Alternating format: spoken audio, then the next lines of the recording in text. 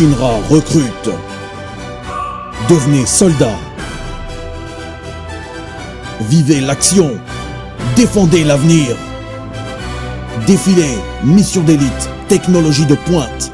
Chaque victoire est la vôtre. Fight for a single step. Go all that little step.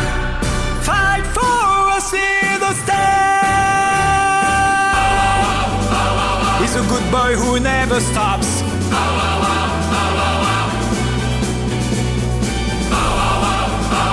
He's always kicking back a bat. He's a good boy who never stops.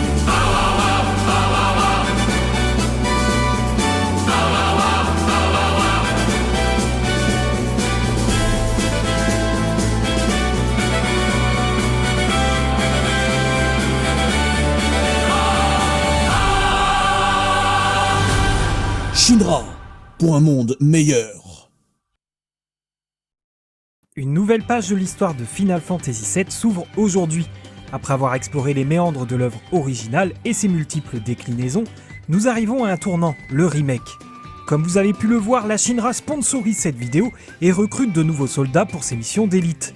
Mais la chaîne a elle aussi besoin de ses propres soldats.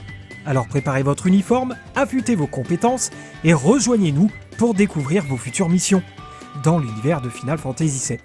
Cette vidéo ne sera pas seulement informative, c'est un spectacle sonore et visuel inédit sur la chaîne, conçu pour vous plonger au cœur du jeu comme jamais auparavant, avec quelques surprises tout au long du documentaire pour enrichir votre expérience. Avant d'entrer dans le vif du sujet, je tiens à remercier toutes celles et ceux qui me suivent depuis le début. Votre soutien est vraiment très précieux. Si vous souhaitez aller plus loin, vous pouvez rejoindre le Tipeee ou devenir membre soutien sur YouTube pour accéder aux vidéos en avant-première ou être crédité. Mais le plus important reste l'abonnement et le like. Ce sont eux qui permettent à cette rétrospective de toucher toujours plus de passionnés. Pour ce prologue, j'ai laissé carte blanche à Brian Ledouigou, membre de Point & Think, un média indépendant animé par l'amour du jeu vidéo. Brian apporte son regard extérieur, rigoureux et passionné, là où d'autres survolent les titres, il explore, fouille et raconte les intentions et sensibilités humaines qui traversent les jeux. Voici donc sa vision de Final Fantasy VII, celle qui amorce notre exploration du remake.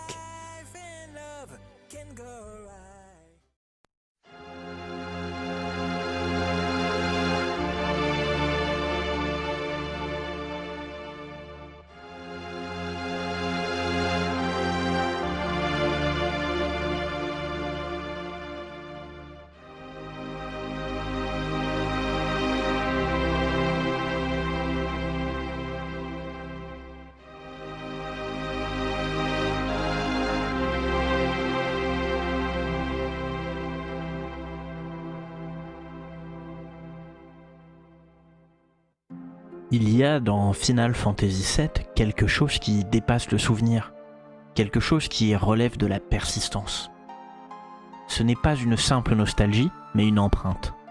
Une faille dans le sol d'une époque, une source jaillissante qui continue de nourrir le paysage vidéoludique des décennies plus tard.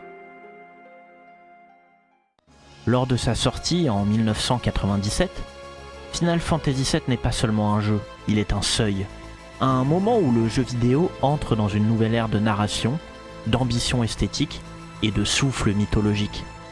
Il est l'un de ces rares titres qui n'inventent pas un genre, mais réinventent le média en le propulsant dans une autre dimension. C'est un véritable gouffre de pixels et de sentiments ouvert au cœur d'une génération et qui n'a jamais été refermé depuis.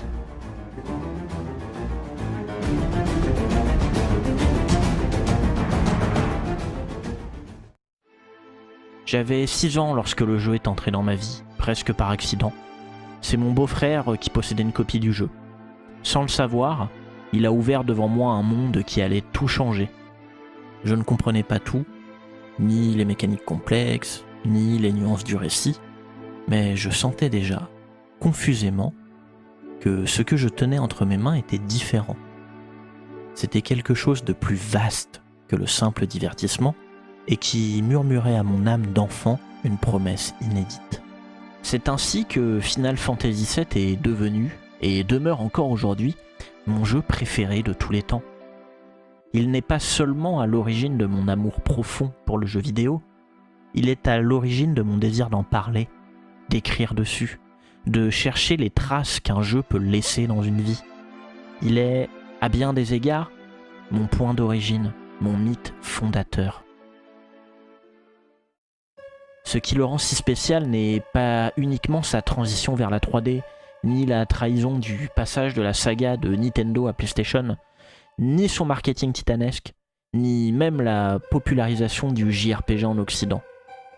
C'est cette alchimie rare entre le gigantisme et l'intime. Final Fantasy VII, c'est la promesse d'un monde ouvert, au sens littéraire et métaphysique. Un monde où les souvenirs flottent comme des spectres, où la planète est une entité souffrante, où les héros sont des orphelins, des survivants d'eux-mêmes. C'est un jeu qui parle de l'échec, de la perte, de l'imposture et de la mémoire fragmentée. Midgar n'est pas qu'une ville, c'est le poumon toxique d'une époque capitaliste à bout de souffle.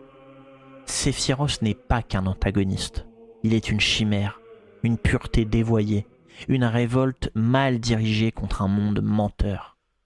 Et Cloud, ce pantin tragique, n'est pas un héros, mais une âme brisée en quête de sens, un être dérobé à lui-même, un héros fragile et faible, comme on en voit si peu, et qui explique pourquoi tant de joueurs ont été touchés par ce dernier.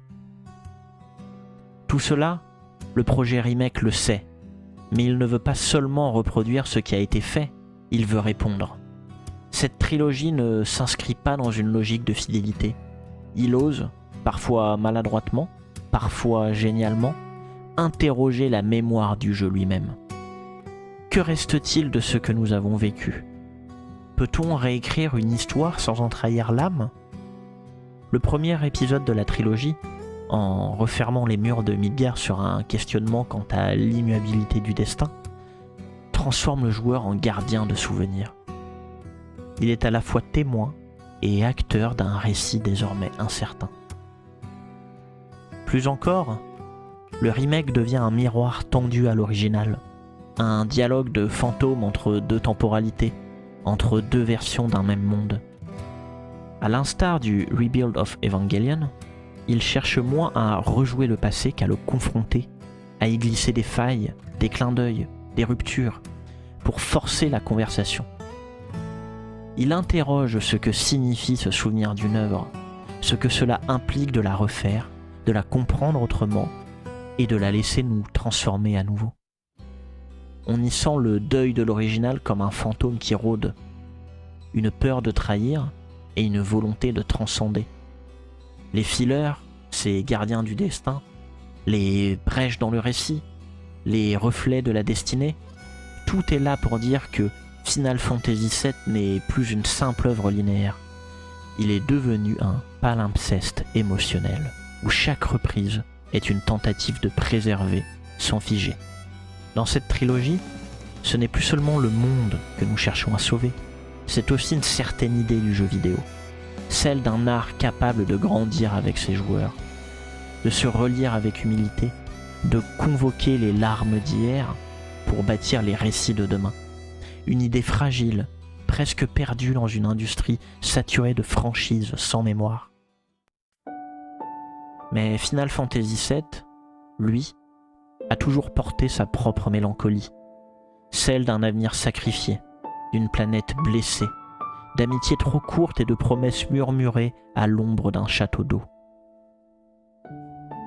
Aujourd'hui encore, alors que la trilogie se poursuit, ce n'est pas l'attente d'un combat final qui brûle le cœur des fans, mais l'espoir que, malgré les reflets changeants, le feu sacré demeure, que la douleur reste belle, que l'histoire, même réécrite, continue de parler à ceux qui se souviennent. Car, au fond, Final Fantasy VII ne nous a jamais quittés. Il s'est enraciné en nous, dans les cœurs de celles et ceux qui, un jour, ont regardé la plaque depuis les taudis de Midgar, rêvant d'entendre un cœur battant au-delà d'un ciel bleu débordant de promesses de lendemains meilleurs.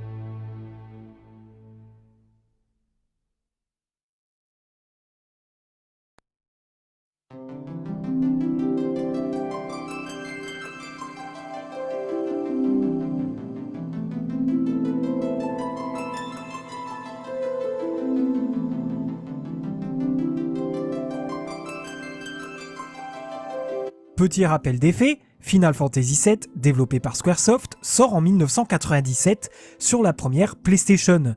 Véritable phénomène, il contribue fortement à la démocratisation du JRPG en Europe. Succès critique et commercial, il occupe une place unique dans le cœur des joueurs. Rapidement, plusieurs spin-offs verront le jour, regroupés sous le nom de compilation de Final Fantasy VII.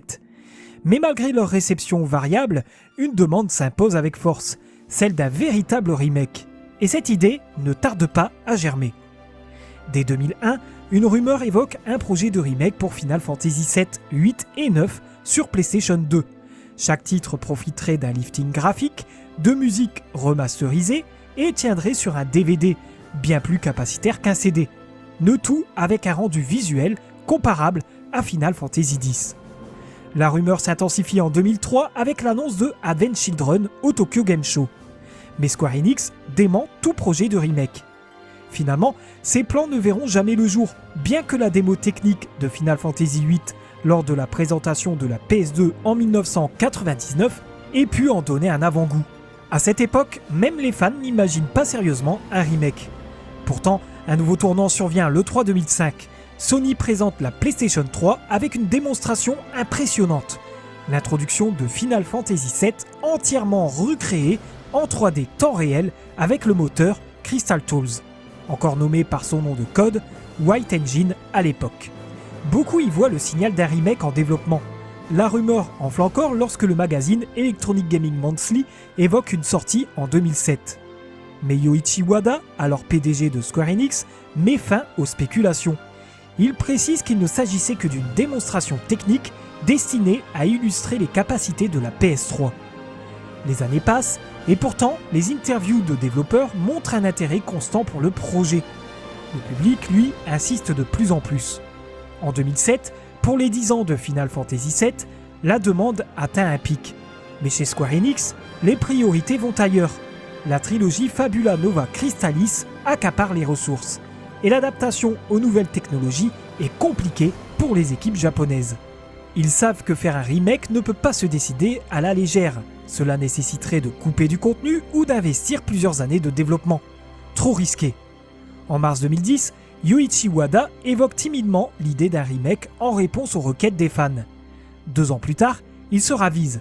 Un remake ne serait envisageable que lorsqu'un autre Final Fantasy surpasserait le 7. Le refaire signerait selon lui la fin de la série. Mais en 2012, tout change. Dans les coulisses, le projet commence à naître. Lors d'un événement célébrant les 25 ans de la série, Shinji Hashimoto, Yoshinori Kitase, Tetsuya Nomura et Kazushige Nojima, tous impliqués dans le jeu original, amorcent une discussion décisive. C'était le moment idéal pour réfléchir à l'avenir de la franchise. J'ai réfléchi au jeu Final Fantasy que je pouvais encore faire, et j'ai décidé de faire un remake de Final Fantasy VII, chose que j'ai toujours voulu faire. Mais il me semble que j'ai commencé par en discuter avec le producteur de l'original, Shinji Hashimoto, et avec le concepteur de personnages de l'original, Tetsuya Nomura. Je me souviens qu'ils m'ont demandé si j'étais sérieux. Comme nous avions tous de bons souvenirs de Final Fantasy VII et que nous voulions faire un remake, il me semble qu'ils ont accepté l'idée assez rapidement. Cette réunion marque un tournant. Les membres originaux souhaitent s'impliquer tant qu'ils en ont encore la capacité. Transmettre le projet à une nouvelle génération leur semblerait peu honorable. La décision est pratiquement prise. En mars 2014, un sondage Sony classe Final Fantasy VII comme le remake le plus attendu par les joueurs japonais. La demande ne faiblit pas, y compris dans la presse spécialisée. En fin d'année, plutôt que d'annoncer le projet, Square Enix décide de porter la version PC de l'original sur PS4. Une annonce accueillie de façon glaciale par les fans. Mais en coulisses, le projet avance. L'une des motivations, renforcer la popularité de la PlayStation 4. Une vidéo interne présente les premières idées. Nomura découvre qu'il en sera le directeur. Une surprise, car il pensait que Kitase reprendrait ce rôle. Surtout qu'il assurait déjà la fonction de directeur sur un autre jeu chez Square Enix, Kingdom Hearts 3. Le 15 juin 2015, à l'E3, Sony dévoile un trailer mémorable.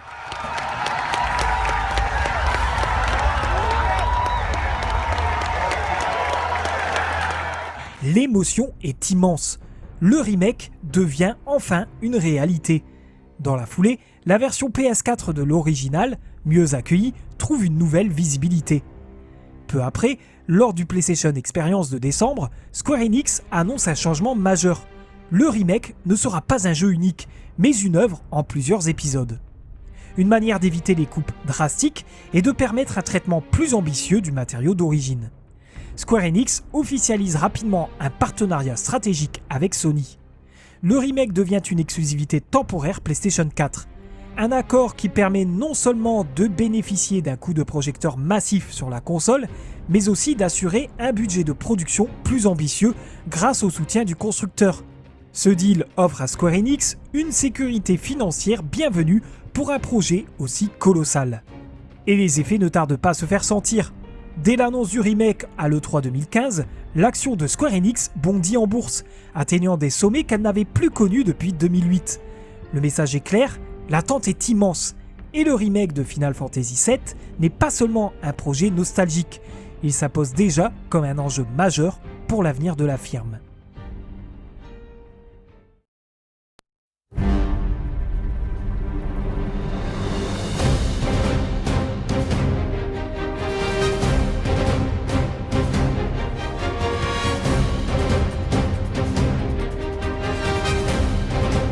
C'est à partir de septembre 2014 que le développement de Final Fantasy VII Remake entre véritablement en phase active. Très vite, des discussions fondamentales émergent autour de la direction à prendre pour ce projet si attendu. Deux approches sont envisagées. La première, condenser toute l'aventure en un seul jeu au prix de nombreuses coupes, notamment pour permettre un approfondissement scénaristique. La seconde, opter pour une structure en plusieurs volets, afin de préserver l'intégralité du contenu d'origine, tout en y apportant de nouvelles dimensions. L'équipe mène alors une série d'analyses. Quelles sont les séquences essentielles ?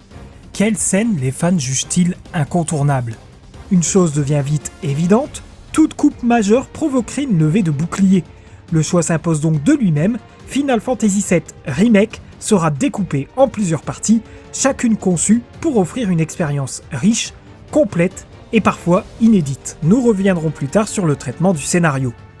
Chaque segment est pensé pour rivaliser avec la densité d'un épisode complet de Final Fantasy XIII. Et rapidement, la première partie est délimitée. Elle se concentrera uniquement sur Midgar.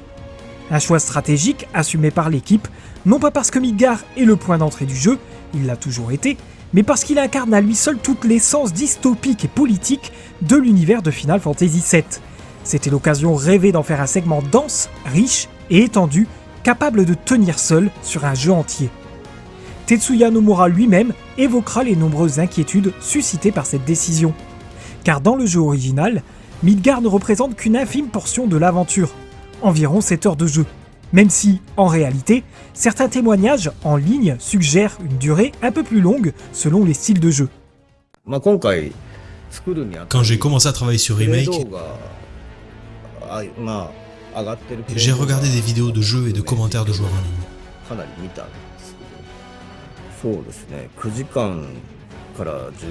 Généralement, il faut environ 10 heures pour terminer la partie de Midgar de l'original.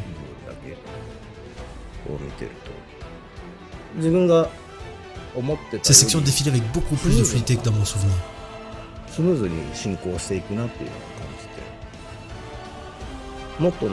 Mais je trouvais qu'il y avait encore beaucoup à faire. Pour apaiser les inquiétudes suscitées par le choix de limiter le premier épisode à Midgar, Tetsuya Nomura se montrera rassurant. Selon lui, l'exploration en 3D d'un monde aussi dense que celui de Final Fantasy VII nécessiterait naturellement plus de temps, et les nombreuses extensions scénaristiques permettraient d'allonger considérablement la durée de jeu. Il aurait été bien plus complexe de situer la fin de cette première partie au-delà de Midgar. La structure même du projet s'y prêtait mal.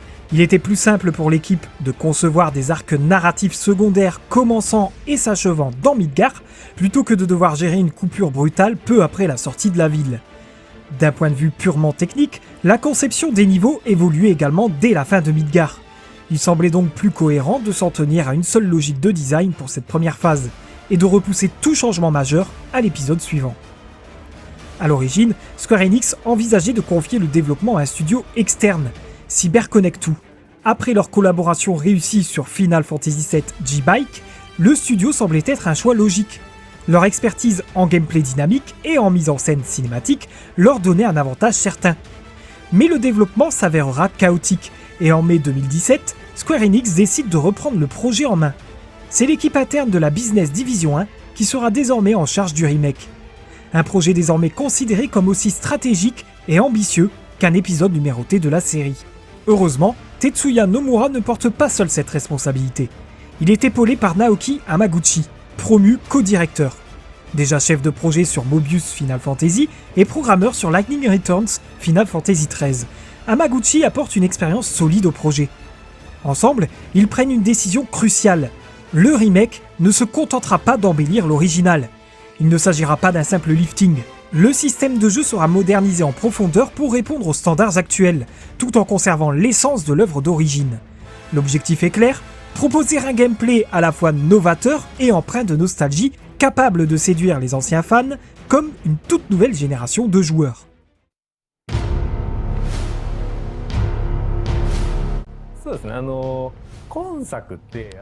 Lorsque le développement a commencé, Monsieur Kitase m'a dit que le jeu devait évoquer un sentiment de nouveauté et de nostalgie.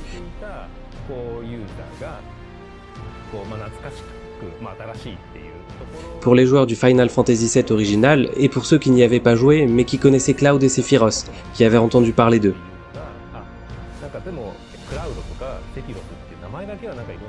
Il voulait que tout le monde sache ce qu'était Final Fantasy VII.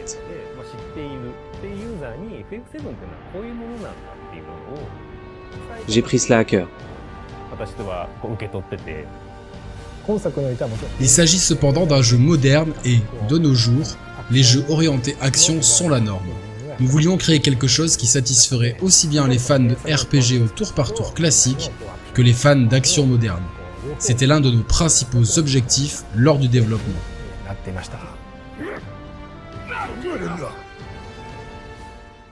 L'équipe développera un système de combat résolument orienté vers l'action, s'inspirant fortement du gameplay dynamique de Dissidia Final Fantasy.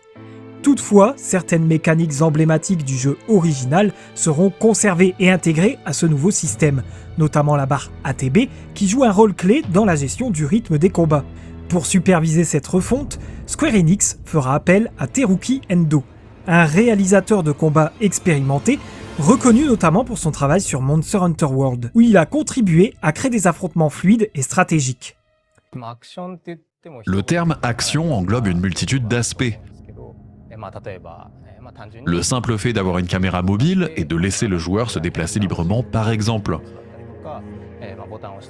Ou celui d'effectuer des attaques dès que vous appuyez sur une touche et d'autres éléments reposant sur les réflexes et le timing des commandes.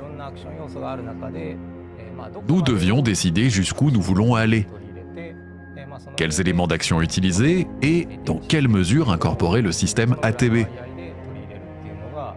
Notre objectif était de faire en sorte que le résultat soit aussi ludique et grisant que possible, et nous avons longtemps réfléchi. Dans Final Fantasy VII Remake, les barres ATB se remplissent progressivement au fil du temps et en effectuant des attaques basiques. Une fois qu'une de ces barres est pleine, le joueur peut alors geler le temps pour utiliser de la magie, des objets ou des compétences spéciales propres à chaque personnage, comme par exemple des attaques rapprochées pour Cloud ou des tirs à distance pour Barret. Le système offre également la possibilité d'attribuer des raccourcis personnalisés pour accéder rapidement aux capacités et aux jets préférés. En cours de combat, le joueur peut changer de personnage à tout moment, ce qui apporte une dynamique tactique nouvelle. Contrairement à l'original, les affrontements se déroulent en temps réel, permettant aux joueurs de se déplacer, d'attaquer et de se défendre à tout instant. Ce gameplay fait davantage appel aux réflexes et au timing, offrant une expérience plus moderne et intense. Toutefois, consciente que certains joueurs préfèrent des approches moins orientées action, l'équipe de développement intégrera rapidement une autre solution pour satisfaire tous les profils. Atteindre un équilibre entre action et commande a été très délicat. L'équipe a dû faire de nombreux essais et rectifications. Le résultat de ces efforts est le mode tactique. Ce mode vous permet de ralentir le temps et de choisir vos commandes à votre rythme. Vous pouvez également injecter plus d'actions grâce au raccourci de commande personnalisé. Nous aurions pu nous arrêter là, mais lorsque nous avons dévoilé des extraits de gameplay à l'E3 2019, la réaction des fans nous a indiqué que nous avions poussé l'action plus loin que ce qu'ils désiraient.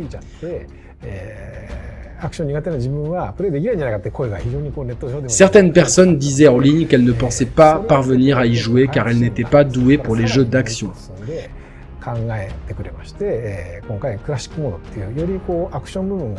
L'équipe a donc réfléchi à cela et a répondu en allant plus loin avec le mode classique, où la plupart des éléments d'action sont automatiques, ce qui permet aux joueurs de se concentrer sur le choix des commandes.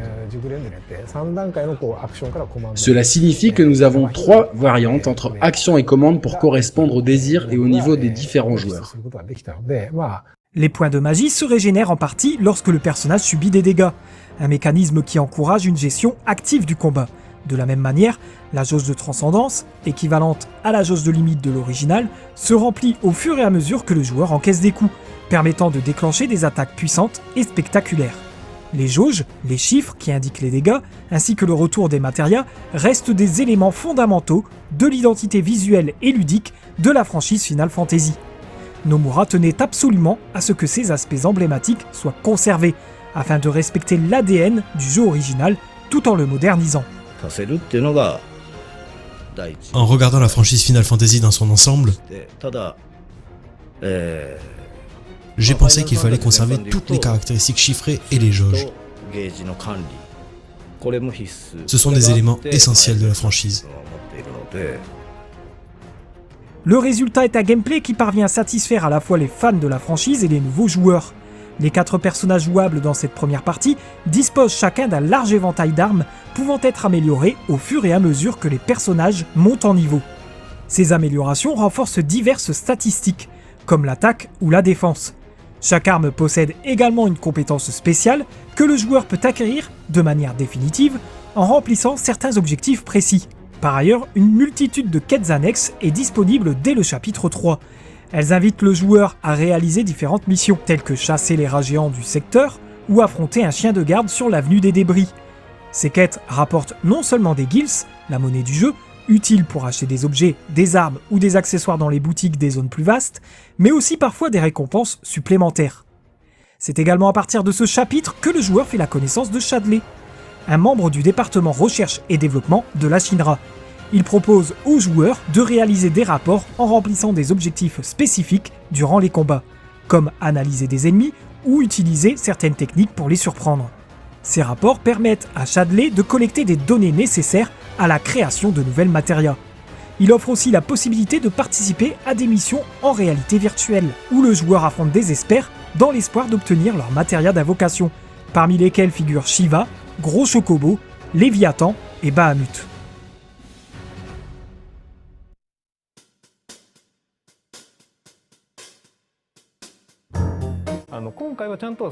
Nous avons ajusté la durée durant laquelle certaines quêtes secondaires sont disponibles pour qu'elles s'intègrent bien à la quête principale. Le rythme de l'histoire peut ralentir un peu lorsque vous arrivez dans une ville ou un quartier que votre équipe décide d'explorer, ou lorsque chacun peut faire ce qu'il veut jusqu'au soir.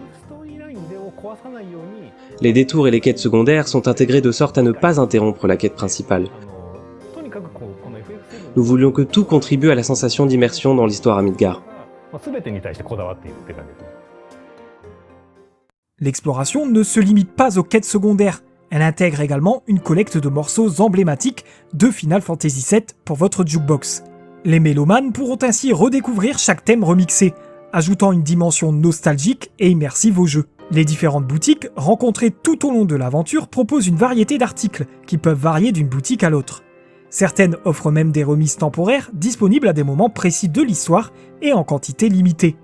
Une boutique Mog tenue par Mogi, un enfant du bidonville du secteur 5, permet d'échanger des articles contre des médailles Mog. Ces médailles se trouvent dans des boîtes Shinra disséminées dans le jeu, que le joueur peut briser ou encore en participant à certains mini-jeux. Bien sûr, Final Fantasy VII ne serait pas ce qu'il est sans ces mini-jeux légendaires qui font partie intégrante de la série. Parmi eux, un jeu de fléchettes récompense les joueurs atteignant le meilleur score. Le chapitre 4 introduit un mini-jeu de moto inspiré du célèbre G-Bike de l'original. Ici, la fin de la séquence, conditionnée par le pourcentage de santé restant du joueur, influence la scène suivante avec Jessie. Le chapitre 8 apporte un nouveau défi, le brise-boîte. Le but est de détruire des boîtes de différentes résistances pour accumuler des points et du temps supplémentaire. Plus le score est élevé, plus la récompense est importante. Dès le chapitre 14, un parcours plus complexe est proposé.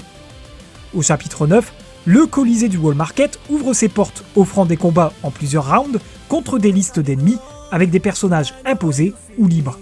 L'objectif est de remporter des prix et le Colisée s'enrichit de nouvelles listes au chapitre 14. Autre mini-jeu notable, les duels de squat, où les récompenses grandissent en fonction du niveau du challenger choisi. Ronnie représente le niveau débutant, Jay le niveau amateur, et Juju, patron de la salle de musculation Mech et Pex, et le défi professionnel. Les tractions avec Tifa, plus exigeantes, apparaissent au chapitre 14. Enfin, un mini-jeu de danse dans la ruche du Wall Market consiste à appuyer sur les bonnes touches au rythme de la musique. Plus le timing est précis, plus le joueur a de chances d'obtenir les boucles d'oreilles d'Andy que Cloud portera lors de son audition. Nous avons créé les mini-jeux avec soin et tout fait pour les intégrer à l'histoire globale. Il en va de même pour les combats, mais si vous êtes obligé de jouer à un mini-jeu qui ne cadre pas bien avec le scénario, cela peut vous arracher à l'histoire. Nous avons donc fait en sorte qu'ils apparaissent à l'endroit et au moment approprié, afin qu'ils s'intègrent à l'histoire de façon plausible. On retrouve bien l'éclectisme caractéristique de Final Fantasy VII dans ces jeux. Concernant les personnages principaux, c'est Tetsuya Nomura lui-même qui s'est chargé du redesign. Il souhaitait s'éloigner des modèles et du style adopté 10 ans plus tôt pour Advent Children. Son objectif était de trouver un équilibre entre le réalisme poussé de Advent Children et un style plus proche d'un dessin animé afin de respecter l'identité visuelle de la franchise tout en la modernisant. Cloud Strife, en particulier, a fait l'objet de nombreux débats en interne. Initialement, son design devait s'éloigner considérablement de celui que nous connaissons tous. Mais face aux discussions au sein de l'équipe, Nomura a finalement opté pour un redesign qui rapproche le personnage de son apparence dans le jeu original, tout en conservant une certaine modernité. Nous avions déjà créé un portrait réaliste du monde de Final Fantasy VII dans Advent Children. Mais cela datait de 10 ans déjà. Advent Children est au cœur de Final Fantasy VII Remake, et les joueurs ont peut-être le souvenir d'un film hyper réaliste. Bien entendu, Advent Children était beaucoup plus réaliste que Final Fantasy VII original, mais ce n'est peut-être plus tout à fait vrai d'un point de vue moderne. Pour Final Fantasy VII Remake, nous visions un réalisme tout à fait moderne. Cependant, nous ne pouvions pas créer des personnages complètement photoréalistes ressemblant réellement à des humains sans perdre le côté distinctif de l'original. Nous avons donc décidé d'être le plus réaliste possible sans toutefois franchir cette frontière. Nous avions fait la même chose avec Advent Children, mais c'était il y a 10 ans. Final Fantasy VII Remake essaie d'approcher de cette frontière avec la technologie d'aujourd'hui. Le caractère et la personnalité de Cloud connaîtront quelques ajustements subtils. Alors qu'il apparaissait jusque-là comme un personnage cool et posé dans les œuvres précédentes, le remake le présente avec une attitude plus distante et parfois apathique, laissant transparaître ses insécurités profondes. Kazushige Nojima souhaitait que cette posture réservée puisse être perçue comme une sorte de masque, révélant une fragilité sous-jacente. Dans ce jeu, nous avons beaucoup approfondi la psychologie de Cloud. Dans l'original, c'était un personnage qui ne perdait jamais ses moyens. Cette fois, cependant, il lui arrive parfois d'être à côté de la plaque et gênant. Sa façade peut parfois se fissurer. Il porte un masque car il veut être accepté et respecté.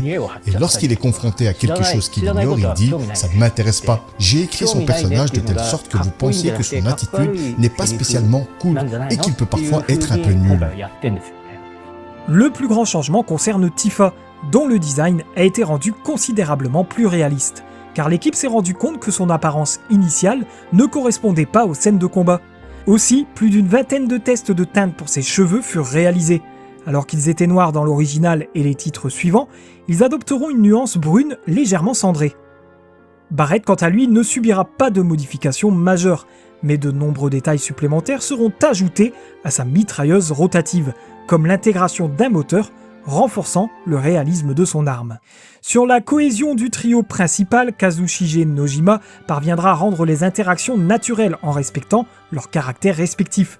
Le désir de vengeance de Tifa contre la Shinra, associé à sa réticence à recourir à la violence, sera contrebalancé par l'influence charismatique et passionnée de Barrett, qui l'encouragera à agir.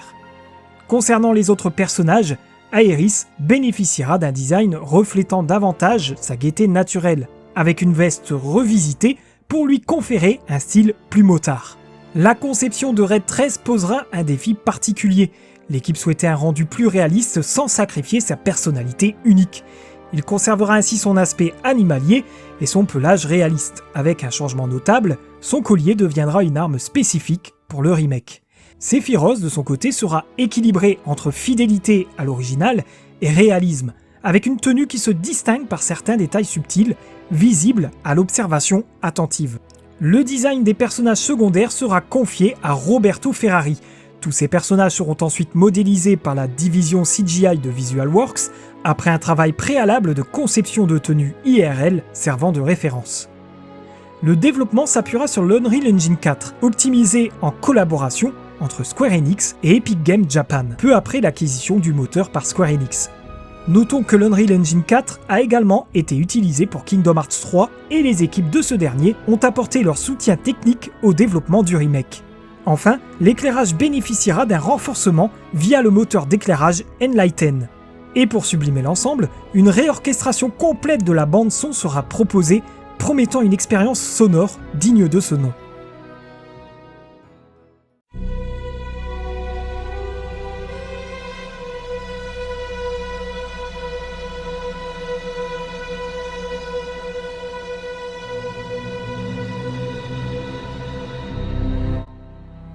Final Fantasy VII possède l'une des bandes originales les plus emblématiques du jeu vidéo. Composé à l'origine par Nobuo Uematsu, il fallait s'appuyer sur des noms tout aussi prestigieux pour la réorchestration, en y ajoutant également de nombreuses pistes inédites. Nobuo Uematsu lui-même participera au projet, marquant sa première collaboration avec le producteur Yoshinori Kitase depuis Final Fantasy X. Kitase confiera même qu'il ne s'attendait pas à ce qu'Uematsu accepte, celui-ci ayant quitté Square Enix pour réussir en tant que compositeur indépendant. Sa contribution se limitera cependant à la composition de la chanson de fin du jeu, commandée par Tetsuya Nomura. Monsieur Uematsu a écrit un morceau pour nous qui est devenu le générique. Je pense qu'il est impossible de dissocier Monsieur Uematsu de la musique de Final Fantasy VII. Nous étions enchantés qu'il compose ce générique pour nous. Les images de la scène utilisant son générique s'associent vraiment bien avec la musique. On peut en attendre de grandes choses et je pense que les joueurs aimeront la regarder.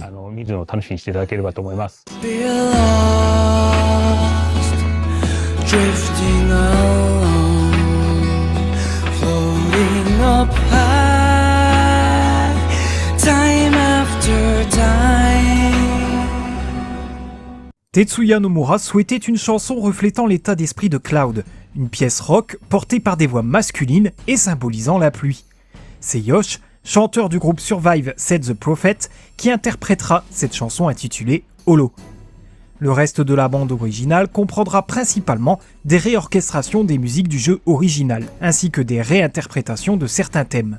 Masashi Hamautsu et Mitsuto Suzuki, parmi plusieurs autres compositeurs, contribueront surtout à la création de pistes totalement inédites, sous la supervision de Keiji Kawamori.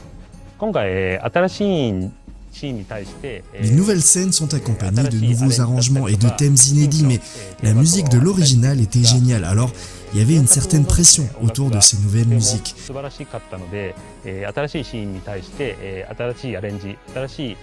Mais avec une narration visuelle aussi puissante, Il fallait faire les choses convenablement. Alors, il y avait une certaine pression autour des nouvelles musiques. Masashi Hamautsu se montra enthousiaste à l'idée de collaborer avec Nobuo Uematsu, déclarant que c'était un véritable honneur de travailler sur ce projet, surtout sur l'opus qu'il avait initié à la franchise Final Fantasy. En plus de proposer des compositions inédites, Hamautsu et Mitsuto Suzuki épauleront Uematsu sur certaines réorchestrations. Nous avons déjà évoqué les compositions d'Hamautsu pour Dirge of Cerberus, tandis que Suzuki compose pour la première fois pour Final Fantasy VII. Cependant, ce dernier n'est pas un novice dans la franchise Final Fantasy, ayant notamment travaillé sur Final Fantasy XIII-2 et Lightning Returns. Il confiera que ses morceaux préférés à réarranger furent les thèmes du Wall Market,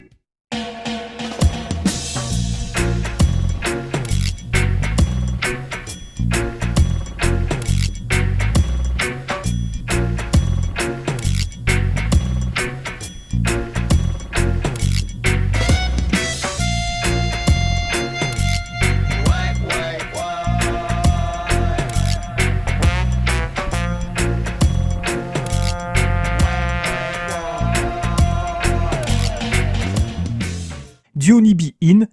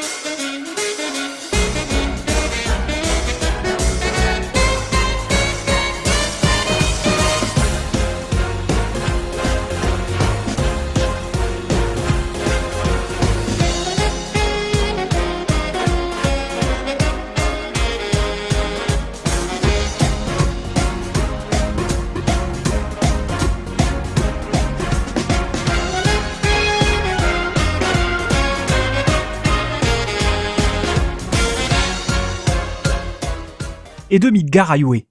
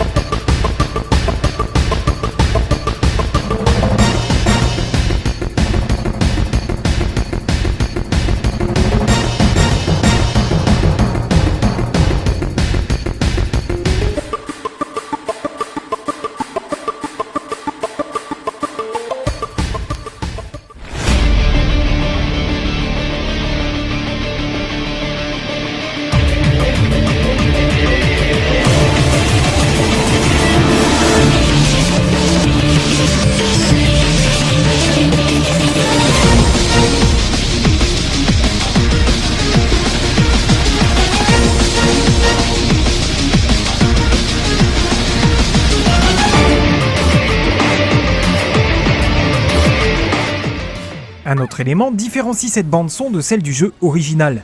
La musique s'adapte dynamiquement aux actions du joueur. Chaque piste comporte plusieurs arrangements qui peuvent apparaître ou disparaître naturellement sans rupture perceptible. Par exemple lorsqu'un combat débute ou se termine.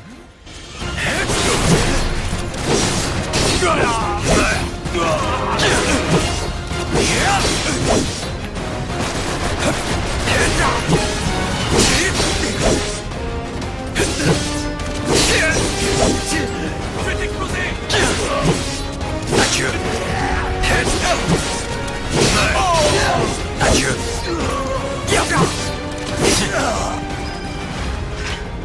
C'était couru d'avance.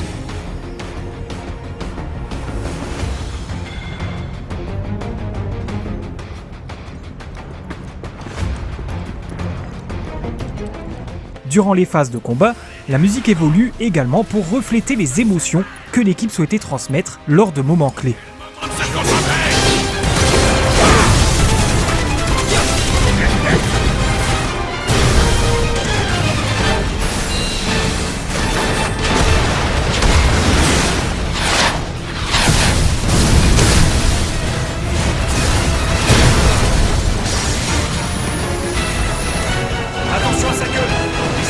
Enfin, un changement notable concerne les cinématiques désormais doublées, nécessitant des arrangements musicaux spécifiques pour certaines scènes, tout en respectant les mélodies originales. Ça a l'air d'aller.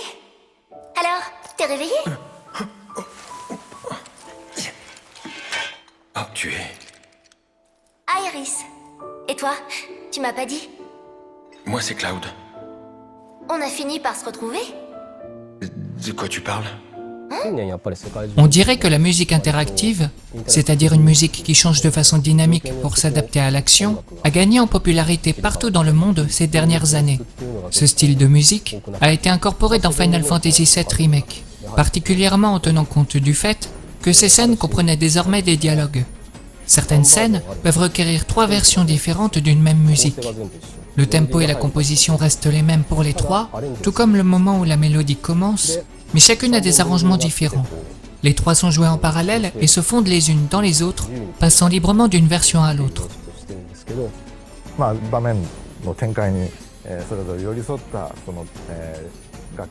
Changer les musiques et les mélanger parfaitement pour refléter les événements à l'écran permet d'avoir une musique appropriée au pic émotionnel.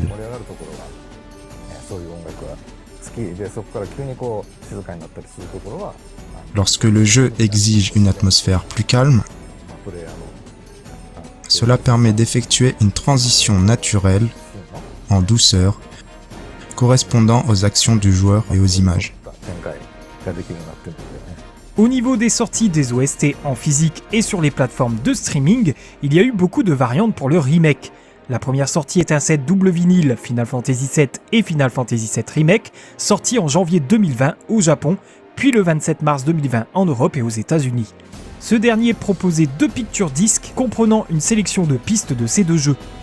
Ensuite, nous avons la bande originale Final Fantasy VII Remake Original Soundtrack, sortie mondialement le 27 mai 2020. 2 versions seront proposées, une édition simple composée de 156 pistes réparties sur 7 CD, et la spéciale édition qui comprenait un 8e CD de 24 pistes supplémentaires. Des pistes bonus que l'on retrouvait dans les jukebox du jeu. Certaines musiques du remake ne se trouvaient pas dans cet album, mais présentes dans d'autres, tandis que d'autres pistes, à l'heure actuelle, n'ont pas eu la chance d'être sorties officiellement. Parmi les autres albums proposant des pistes manquantes, on trouve Final Fantasy VII Original Soundtrack Plus, sorti le 23 décembre 2020 avec 106 pistes réparties sur 4 CD. Le 7 octobre 2020, Final Fantasy VII Remake Orchestral Arrangement Album voyait le jour, proposant une sélection de pistes interprétées par The Shinra Symphony Orchestra and Chorus. Le 25 novembre 2020, une version acoustique est sortie avec une sélection de certaines pistes en version acoustique, bien sûr, signée Atsuki Yoshida et Emo Strings. Le 20 octobre 2020, lors du Tokyo Game Show, est sorti The Shinra Album, un album regroupant uniquement des pistes liées à l'univers de la Shinra. Enfin, Square Enix a organisé une tournée symphonique mondiale, le Final Fantasy VII Orchestra World Tour, qui invitait les joueurs à profiter d'un concert live pendant que des images du jeu étaient projetées sur un écran géant, s'étendant de juin 2020 à février 2021. En ce qui concerne les doublages, 4 langues seront proposées, le japonais, l'anglais, le français et l'allemand. Un algorithme a été utilisé afin d'assurer une synchronisation labiale unique pour chaque langue. Il en sera de même pour les mouvements du visage et les émotions. Dans les cinématiques où l'on voit les habitants de Midgar, nous avons utilisé une technologie générant automatiquement la synchronisation labiale à partir des dialogues et ajustant leur animation faciale. Les ajustements automatiques basés sur les voix ajoutent une couche de réalisme à ces séquences qui auraient autrement l'air moins réalistes. Le mouvement des lèvres des personnages s'adapte automatiquement aux voix. Looks like we're officially on for tomorrow night then. Die nächste Mission, sie soll morgen starten. Tu sais ce que ça veut dire? On part en mission demain. Faut qu'on aille en discuter. Cette technologie analyse également les émotions du dialogue parlé et les reflète dans les expressions des visages. Lorsqu'un personnage émet un son, ses sourcils bougent et le reste de son corps aussi.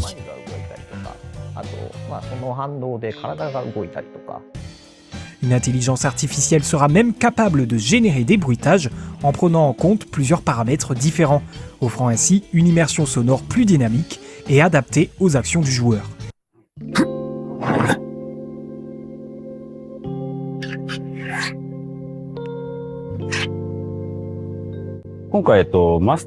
Notre équipe du son a créé un système de gestion du son inédit, le MATS.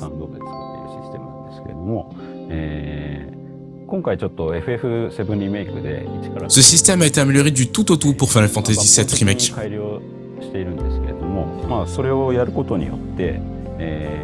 Il a reçu des améliorations radicales pour ce projet. En relevant ce défi, nous avons créé un système dans lequel nous utilisons une IA pour générer automatiquement tous les bruits associés au mouvement des personnages. C'est basé sur les angles de leur structure osseuse, la vitesse à laquelle ils se déplacent, et cela permet de générer des bruits naturels à partir d'une banque de données sonores prédéterminée. Ce système est utilisé pour tous les personnages en jeu et pour beaucoup d'ennemis et de boss. Il relie toutes les scènes du jeu et les cinématiques pour jouer automatiquement les effets sonores appropriés.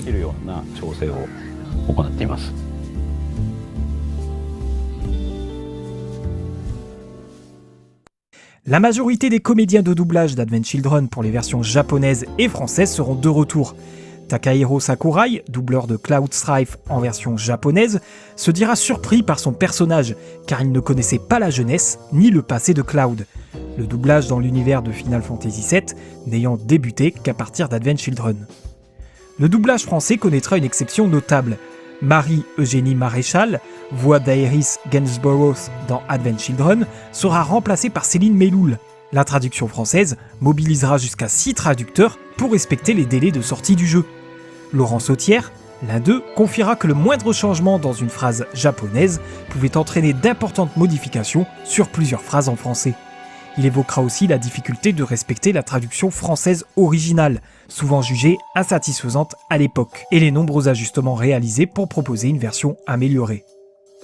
Pour le doublage anglais, bien qu'il ait d'abord été envisagé de reprendre les comédiens d'Advent Children, il fut finalement décidé de changer les voix, en accord avec la volonté de Kitase de marquer une véritable renaissance du jeu en tant que remake. Cody Christian, acteur récurrent de la série Teen Wolf, fut choisi pour doubler Cloud Strife, succédant à Steve Burton, dont il reconnaît qu'il a ouvert la voie et contribué à façonner un héritage. Il s'efforça de se rapprocher au maximum de l'interprétation de Burton. Pour Barrett Wallace, John Eric Bentley, habitué des doublages dans les jeux vidéo et fan du jeu original, fut engagé. Sa familiarité avec l'univers lui permit d'améliorer sa performance, aidé par les traducteurs qui lui fournissaient le contexte de ces scènes. Bentley souhaitait également que son interprétation soit multiforme afin d'offrir une représentation positive des personnes noires dans les jeux vidéo. Brianna White, actrice prometteuse, incarna Aerys, s'inspirant de la performance de Maaya Sakamoto, la comédienne japonaise, pour plaire aux fans. Britt Baron, autre actrice à la carrière naissante, fut choisie pour Tifa Lockhart, personnage qu'elle découvrit et apprit à apprécier au fil des sessions d'enregistrement. Parmi les autres acteurs notables, on compte Erika Lindbeck pour Jessie, Gideon Emery pour Biggs et Matt Jones pour Wedge. Tous contribuèrent ainsi à donner vie à cette réinterprétation du jeu original.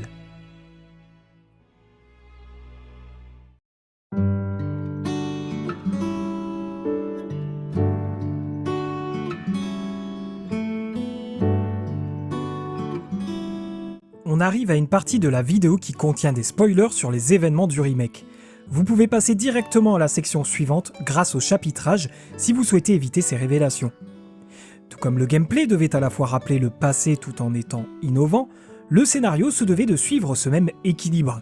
Il fallait éviter une nostalgie excessive en modifiant certains éléments, non seulement pour s'adapter aux évolutions des normes sociales, mais aussi pour enrichir le récit et le rendre plus pertinent pour une nouvelle génération de joueurs. Par exemple, La scène où Cloud se déguise en femme pour infiltrer le manoir Don Corneo est très parlante.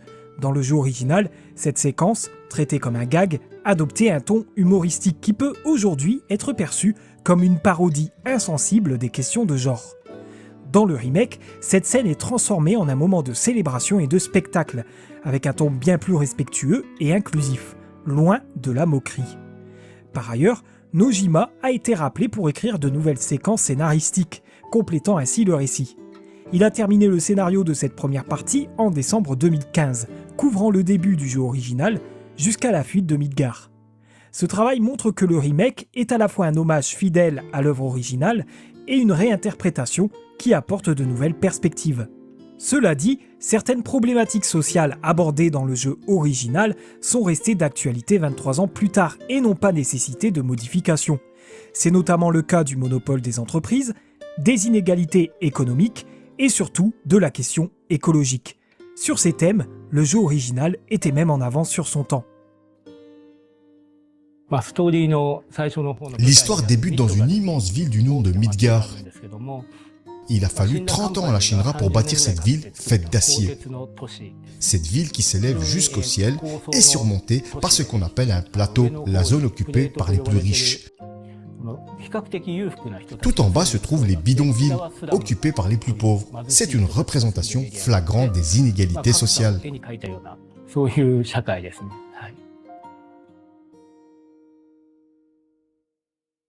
Le souhait de Nomura de rendre le plateau supérieur explorable a permis d'ajouter plusieurs nouveaux éléments scénaristiques. En effet, il regrettait que cette zone ne soit pas accessible dans le jeu original et a voulu offrir aux joueurs la possibilité de s'y promener dans le remake, afin de mieux appréhender la ville et sa culture. Les joueurs parcouraient les bidonvilles, mais je trouvais que l'on n'utilisait pas assez la haute ville et c'était dommage. Bien entendu, les joueurs retournent à Midgar plus tard. Mais j'ai pensé que ce serait bien de voir davantage la zone supérieure plus tôt dans l'histoire. Je me suis dit qu'il fallait rendre certains lieux accessibles pour que les joueurs puissent explorer les endroits qu'ils auraient voulu pouvoir découvrir dans l'original.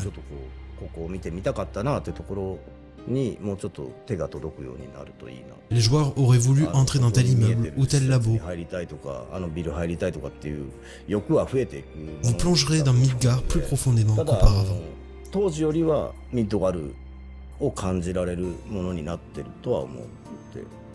Je ne parle pas seulement des décors et environnements, mais aussi des habitants, comme je l'ai dit.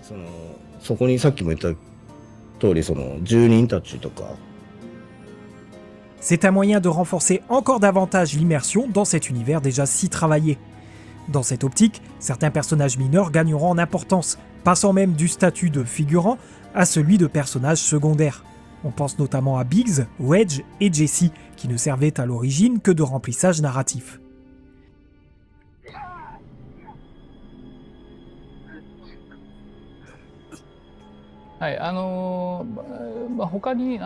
Nous avons également apporté une profondeur nouvelle aux trois principaux membres d'Avalanche, Biggs, Wedge et Jessie. Nous montrons la façon dont Cloud change au contact de ces trois-là. Les membres d'Avalanche étaient très importants pour étoffer l'histoire à Midgar. Le groupe Avalanche n'échappe pas à cette refonte du remake. En effet, on distingue désormais plusieurs factions au sein de ce groupe éco-terroriste. Parmi elles, une section indépendante menée par Barrett suite à son exclusion de la branche principale lorsqu'il a voulu s'engager dans la lutte armée. La branche principale, bien que partageant la même idéologie, semble avoir passé un pacte avec le Wutai et cherche à mettre la main sur toutes les matérias présentes à Midgar. Ce qui est particulièrement fascinant dans ce remake, c'est la multitude de changements au niveau de l'histoire et de son déroulé. Ces modifications ont suscité de nombreux débats et théories parmi les fans, certains affirmant que ce remake serait en réalité plus qu'une simple refonte, et pourrait constituer une continuité de la compilation de Final Fantasy VII. Par exemple, le jeu original s'inspirait directement de Jaws dans sa mise en scène de Sephiroth. Comme le requin de Spielberg, il restait invisible la majeure partie du temps, sa présence n'étant suggérée qu'à travers la musique, les récits des personnages et les traces de ses crimes. Le remake reprend cette logique au départ en jouant sur la menace invisible et sur les visions oppressantes qui hantent Cloud, avant de rompre volontairement avec ce schéma. Dans le développement, cette omniprésence de Sephiroth n'allait pas de soi. Yoshinori Kitase, producteur et réalisateur de l'épisode original, s'y est montré réticent au départ. Pour lui, Sephiroth devait rester un spectre insaisissable, à l'image de l'approche Jaws de 1997. C'est pourtant la vision de Tetsuya Nomura et de Naoki Hamaguchi qui a prévalu. Hamaguchi, co-réalisateur du projet, a proposé une fin alternative à l'histoire d'origine, introduisant les arbitres du destin et ouvrant la voie à un récit qui diverge volontairement de la trame connue. Cette rupture narrative justifie la présence accrue de Sephiroth dans le remake. Il n'est plus seulement l'ennemi final d'un long voyage, mais l'incarnation immédiate de ce destin brisé, omniprésent dès Midgar, pour confronter Cloud à son fardeau. Dans cette volonté de redéfinir Sephiroth, Square Enix est allé jusqu'à lui attribuer une nouvelle voix en version originale. C'est désormais Tyler Hoechlin qui incarne le personnage, un acteur surtout connu pour ses rôles dans Teen Wolf et Superman et Lois. Un choix surprenant pour certains joueurs au départ, mais qui apporte une intensité différente au personnage, tout en marquant la volonté de Square Enix de renouveler complètement le casting anglophone. Le remake inclut également plusieurs hommages au jeu original, comme le système de rendez-vous qui évolue selon vos choix de dialogue. En effet, le personnage que vous rencontrerez lors de ce rendez-vous sera choisi en fonction des décisions que vous aurez prises durant l'aventure. Hamaguchi tenait particulièrement à offrir une conversation intime entre Cloud et l'un de ses coéquipiers parmi Tifa, Aeris ou Barrett. Autre détail qui change selon vos choix, la séquence du Wall Market. Cloud, Aeris et Tifa portent différentes tenues en fonction des dialogues et des quêtes annexes accomplies auparavant. Tifa et Aeris sont d'ailleurs traitées sur un pied d'égalité, chacune occupant un rôle d'héroïne de premier plan. Au-delà des personnages principaux, une galerie étendue de personnages secondaires issus de la compilation fait son retour, accompagnée de nouveaux venus. Nous pouvons citer Johnny ou Kyrie, entre autres. Les autres changements sont nombreux. Par exemple, l'explosion du secteur 5 n'est plus causée par Avalanche, mais commanditée par la Shinra. De nombreux moments scénaristiques tentent de s'éloigner de l'original, mais sont rapidement rattrapés par des fillers, des événements qui servent à maintenir la trame principale. Ces gardiens du destin empêchent par exemple Barrett de mourir dans la tour Shinra, ou Cloud de tuer Reno, qui est responsable de l'explosion du secteur 7, un événement qui doit impérativement se produire. Ces gardiens veillent à ce que le scénario de l'original soit respecté. Cependant, Sephiroth lutte pour briser ce destin, et ses apparitions ne sont pas uniquement des hallucinations. Certaines le sont, mais d'autres laissent entrevoir un Sephiroth conscient de ce qui se passe dans le jeu original. J'y reviendrai plus tard dans la vidéo. Le cas d'Aeris sera également évoqué dans ces théories, mais il est important de noter que Cloud entrevoit le destin tragique d'Aeris du jeu original, ce qui laisse aux fans l'espoir que ce destin puisse être brisé. Kitase est resté assez énigmatique sur ces changements. Je veux que vous sachiez que toutes les œuvres créées après le jeu original font partie de la base du canon de remake, et à l'avenir, ce sera aussi le cas. Et, en effet, un fan attentif remarquera plusieurs clins d'œil aux autres titres de la compilation dans le remake. Par exemple, dès le premier chapitre, Heidegger fait une référence à Before Crisis, en disant au président Shinra qu'il ne sait pas si les intrus sont les mêmes que ceux qui ont tenté de l'assassiner. Cette tentative d'assassinat est un événement majeur de Before Crisis. Par ailleurs, ce même incident est évoqué par des passagers dans le train qu'Avalanche emprunte après l'explosion du réacteur numéro 1. On y croise également Kyrie qui affirme être en plein boulot, laissant entendre qu'elle pourrait être en train de voler les passagers. Un clin d'œil à son passé de pickpocket, dévoilé dans le roman The Kids Are Right.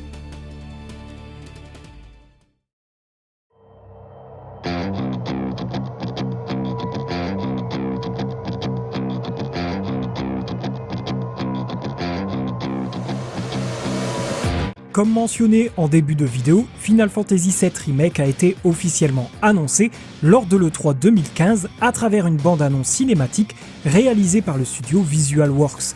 Celle-ci cumulera plus de 10 millions de vues sur YouTube en seulement 2 semaines. Une seconde bande-annonce, diffusée lors du PlayStation Experience en décembre de la même année, dévoilait les premières images in-game avec l'ouverture du jeu et quelques séquences de gameplay. Le premier key art officiel est révélé le 31 janvier 2017, lors de la cérémonie du 30e anniversaire de la saga Final Fantasy, qui coïncidait également avec les 20 ans de Final Fantasy VII. Plusieurs annonces furent faites durant cet événement, dont un crossover avec Mobius Final Fantasy. Quelques semaines plus tard, le 18 février, une image dévoilant l'interface de combat ATH dans sa dernière version est publiée. S'en suivra une période de communication très restreinte. Bien que quelques bribes d'informations filtrent à travers les interviews dans Famitsu ou via les réseaux sociaux, ce qui soulèvera de nombreuses inquiétudes au sein de la communauté, d'autant que Tetsuya Nomura gérait à l'époque plusieurs projets majeurs. Il finira par rassurer les fans à l'E3 2018 en déclarant que dès la fin du développement de Kingdom Hearts 3, Remake bénéficierait de toute son attention. La communication reprend véritablement en mai 2019 avec la diffusion d'un teaser lors d'un State of Play. Yoshinori Kitase expliquera ensuite vouloir essayer quelque chose de nouveau avec cette approche. Un mois plus tard, une nouvelle bande-annonce révélée en grande pompe lors d'un concert symphonique Final Fantasy VII à Los Angeles annoncera enfin une date de sortie, le 3 mars 2020. À ce moment-là, la planification de la seconde partie du projet Remake commençait à peine, principalement au niveau de la structure narrative, même si la production active n'était pas encore lancée. L'E3 2019 fut également l'occasion de dévoiler les différentes éditions du jeu. Côté physique, 3 versions étaient proposées. Une édition standard contenant 2 disques Blu-ray, le jeu étant trop volumineux pour tenir sur un seul. Une édition Deluxe comprenant un steelbook, un artbook, une mini-bande son et la matéria d'invocation Pampa. Et la First Class Edition, exclusive à la boutique en ligne de Square Enix, ajoutant une figurine Playart Sky de Cloud et sa Hardy Daytona, ainsi que la matéria Carbuncle. Une précommande permettait également de recevoir la matéria d'invocation Poussin Chocobo. Côté dématérialisé, 2 éditions étaient proposées, la version standard et la Digital Deluxe, incluant un artbook numérique, une mini-bande son numérique, ainsi que les matéria Pampa et Carbuncle. Durant l'E3 2019, les visiteurs pouvaient essayer une démo jouable couvrant l'exploration du début de jeu, le système de combat et l'affrontement contre le premier boss. Cette démo sera unanimement saluée pour sa réalisation graphique et son gameplay dynamique. Elle remportera 3 prix aux Game Critics Awards, meilleur jeu du salon, meilleur RPG console et plus beau jeu utilisant l'Unreal Engine. Le Tokyo Game Show 2019 sera l'occasion de découvrir une nouvelle bande-annonce accompagnée de visuels inédits de la démo. À cette occasion, Square Enix précisera que l'exclusivité PlayStation durerait jusqu'en 2021, sans indiquer les autres plateformes visées. En janvier 2020, un léger report sera annoncé. La sortie du jeu est repoussée du 3 mars au 10 avril afin de finaliser certains ajustements. Une démo du premier chapitre est mise en ligne sur le PlayStation Store dès le 2 mars. Parallèlement, la pandémie de Covid-19 suscite de vives inquiétudes. Pour anticiper d'éventuelles perturbations logistiques, Square Enix décide d'expédier les copies physiques en avance vers l'Europe et l'Australie. Enfin, une opération marketing atypique est lancée aux États-Unis. En achetant certaines barres chocolatées, Baby Ruth, Butterfinger, Crunch, les joueurs peuvent obtenir des codes permettant de débloquer divers accessoires in-game. Bracelet Midgar, Shinra ou Don Corneo, ceinture de Superstar, cristal de Mako, il fallait toutefois acheter plusieurs produits pour obtenir l'ensemble des objets, ce qui déclencha un certain débat au sein de la communauté. Ces accessoires seront finalement offerts gratuitement à tous les joueurs dans le monde à partir d'août 2020.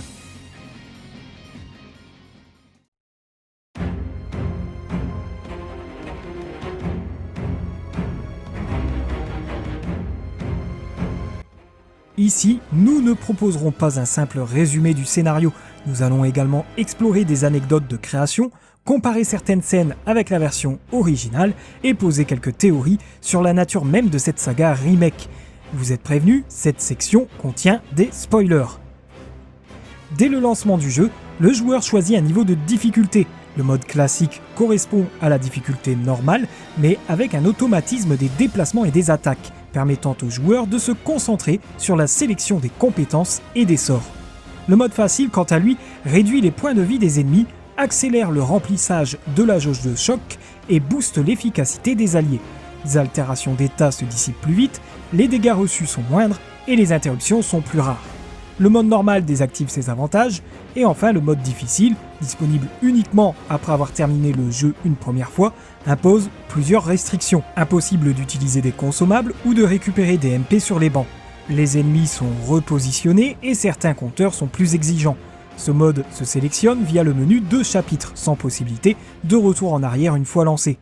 Une fois la difficulté choisie, l'aventure débute. Le récit s'ouvre sur une vue panoramique de Midgar, revisitant la cinématique d'ouverture emblématique du jeu original. Cette ville tentaculaire est alimentée par les réacteurs Mako qui extraient une forme raffinée de l'énergie spirituelle de la planète. À l'origine de cette technologie, la Shinra Electric Power Company, une entreprise omnipotente qui possède également une force militaire, avec en son sein une unité d'élite nommée Soldat. Contrairement à l'original, l'introduction intègre un corbeau survolant la ville sur les notes inquiétantes du thème One Winged Angel. On y découvre le quotidien de Midgar du point de vue des enfants à vélo. Un choix de mise en scène qui a évolué durant la production. À l'origine, l'intro devait suivre la journée d'un employé Shinra travaillant dans un réacteur Mako. Cette idée fut remplacée par une séquence alternant les points de vue d'un oiseau, d'enfants et d'un chien, avant de devenir l'opening final que l'on connaît. Cette scène d'ouverture fut longuement retravaillée par Yuki Akama, superviseur des effets visuels.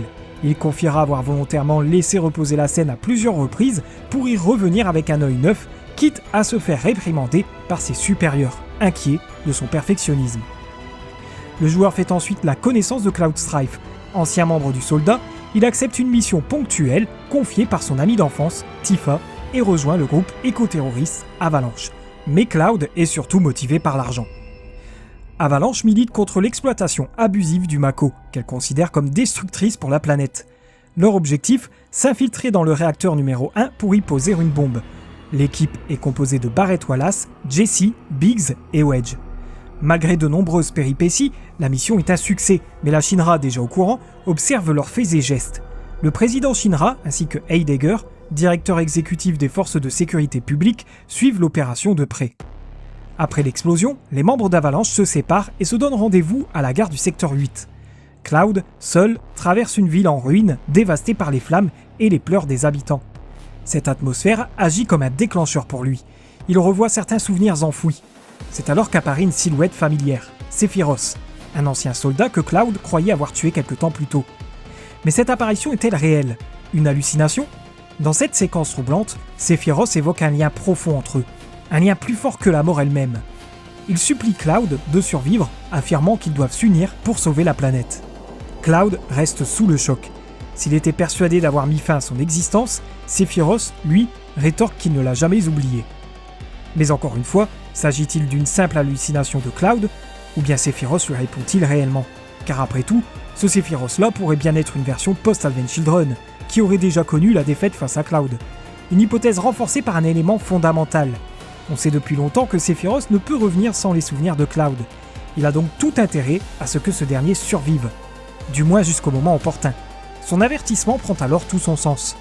Après cette étrange vision, Cloud fait la rencontre d'Aeris Gainsborough, une marchande de fleurs harcelée par de mystérieux spectres, les Fillers, ou plutôt les arbitres du destin. Leur rôle, veiller à ce que les événements suivent scrupuleusement le cours du jeu original. Ils apparaissent chaque fois qu'une personne risque de s'écarter du chemin tracé, autrement dit, du destin. Lors de cette rencontre, un nouvel indice nous suggère que Sephiroth connaît peut-être les événements à venir. Il apparaît brièvement, aux côtés d'Aeris, pour mettre en garde Cloud. Tu ne saurais protéger qui que ce soit. Cloud. Une allusion à peine voilée au sort funeste qui attend Aeris. Mais Sephiroth n'est pas le seul à connaître l'avenir. Aeris, elle aussi, semble vouloir faire des choix différents de ceux imposés par le destin. C'est probablement pour cette raison qu'elle aperçoit les Fillers. Et c'est lorsqu'elle entre en contact avec Cloud que ce dernier commence lui aussi à les voir. Ces spectres vont jusqu'à forcer leur séparation, ce qui ne devrait pas arriver si le cours original des choses était respecté. Aeris, bien qu'un peu dérouté, commence alors à comprendre leur rôle. Cloud devra ensuite affronter plusieurs mercenaires avant de réussir à grimper dans un train, à bord duquel se trouvent les membres d'Avalanche. Cap vers le secteur 7 et plus précisément le 7e ciel, un bar tenu par Tifa Lockhart, ami d'enfance de Cloud. Ce bar fait aussi office de quartier général pour le groupe de résistants. En attendant d'être payé pour sa mission, Cloud s'installe dans le secteur et réalise de nombreux petits boulots. Éliminer des monstres, retrouver les chats d'un groupe d'enfants, des tâches variées, souvent légères, mais qui servent à étoffer l'univers et les relations entre les personnages. Mais une fois le paiement reçu, Cloud n'est pas invité à participer à la mission suivante. Pourtant, Jessie décide de faire appel à lui pour une opération qu'elle juge capitale.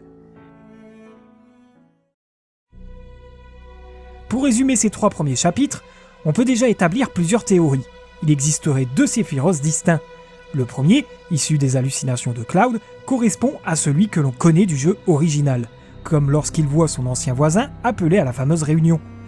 Le second, bien plus énigmatique, semble être une version post-Advent Children, ce qui expliquerait pourquoi il paraît en savoir autant sur les événements à venir. D'ailleurs, souvenez-vous de sa dernière phrase dans Advent Children Complete. Je ne serai jamais un souvenir. Grâce aux cellules de Jenova présentes en Cloud et aux souvenirs qu'il conserve de Sephiroth, ce dernier parvient à subsister. Lors de ses apparitions, il cultive volontairement la haine de Cloud, dans l'espoir de ne jamais disparaître. Et il n'est pas le seul à connaître le destin. Aeris aussi semble en avoir conscience. Mais revenons à notre histoire. Jessie cherche à rejoindre le plateau du secteur 7 pour s'introduire dans un entrepôt de la Shinra. Son objectif ? Obtenir une charge moins puissante pour fabriquer une nouvelle bombe. Elle se sent responsable de la puissance excessive de l'explosion du réacteur numéro 1 et des conséquences tragiques sur les civils. C'est l'occasion d'une virée à moto en compagnie de Cloud, durant laquelle ils affrontent de nombreux soldats Shinra, et croisent pour la première fois la route de Rocher, un soldat 3e classe qui leur oppose une brève résistance avant de battre en retraite. Leur périple les mène jusqu'à la résidence des parents de Jessie, située sur le plateau. L'occasion pour le jeu de développer davantage son personnage, bien plus travaillé ici que dans l'œuvre originale. Tandis que Jessie, Biggs et Wedge distraient la mère de Jessie, Cloud s'infiltre dans la chambre du père, un homme victime d'un grave malaise causé par une surexposition à la Mako, survenu alors qu'il travaillait près d'un réacteur. Depuis, il est plongé dans un état comateux. Jessie a besoin de son badge Shinra pour pouvoir s'introduire dans l'entrepôt. Cette mission a une dimension personnelle pour elle. Ce jour-là, son père devait venir la voir jouer une pièce de théâtre au Gold Saucer. Elle pense que son âme erre désormais dans la rivière de la vie et que mettre fin à l'exploitation des réacteurs pourrait apaiser son esprit. Une fois le badge en poche, Jessie pénètre dans l'entrepôt pendant que Cloud et les autres créent une diversion, ce qui les mènera à un nouvel affrontement contre Rocher. La mission sera un succès, Cloud, Jessie, Biggs et Wedge regagneront les bidonvilles du secteur 7, en parachute. Mais le lendemain, les fillers frapperont à nouveau.